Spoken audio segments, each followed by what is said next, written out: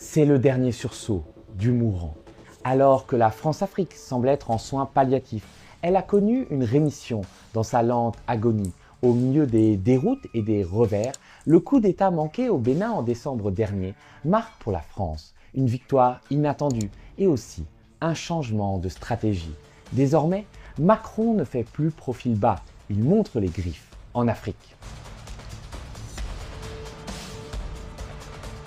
On nous aurait donc menti pendant des mois. On a prétendu que les soldats français qui étaient présents en Côte d'Ivoire et au Bénin n'étaient que des instructeurs et qui ne s'occupaient que de la formation des militaires locaux. Avec le putsch raté au Bénin le 7 décembre dernier, on a découvert que des forces spéciales françaises, pas des instructeurs, étaient basées en Afrique de l'Ouest et pouvaient intervenir pour contrer des militaires putschistes et sauver les régimes locaux, comme aux plus belles heures de la France-Afrique quand on bombardait les rebelles au Tchad pour sortir Idriss Déby du pétrin. Le tout en violation de l'accord de coopération militaire entre la France et le Bénin, qui ne prévoit pas que l'armée française puisse faire de l'opérationnel à Cotonou.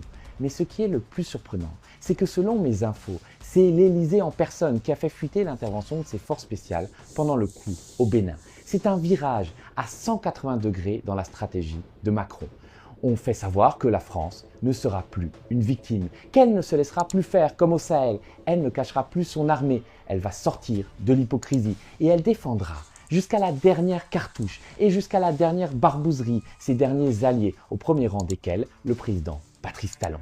Et c'est un message à ceux qui prennent la France pour une sorte de planche pourrie, pour une puissance incapable d'honorer ses engagements, le moment venu. En gros, le message est clair. Si vous nous choisissez à la place des Russes, on vous protégera quoi qu'il en coûte, quoi que vous fassiez. Et tant pis si vous êtes un autocrate comme Talon ou d'autres et que vous enfermez vos opposants ou que vous faites enlever des journalistes.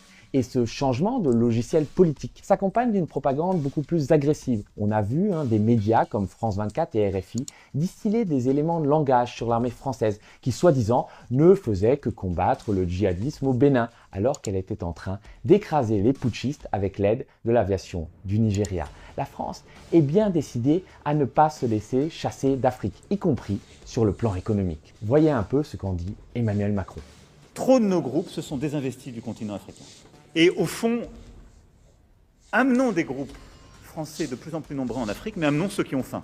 Qu'on se le dise, l'Empire contre-attaque. Et la France-Afrique qu'on croyait moribonde est bien de retour.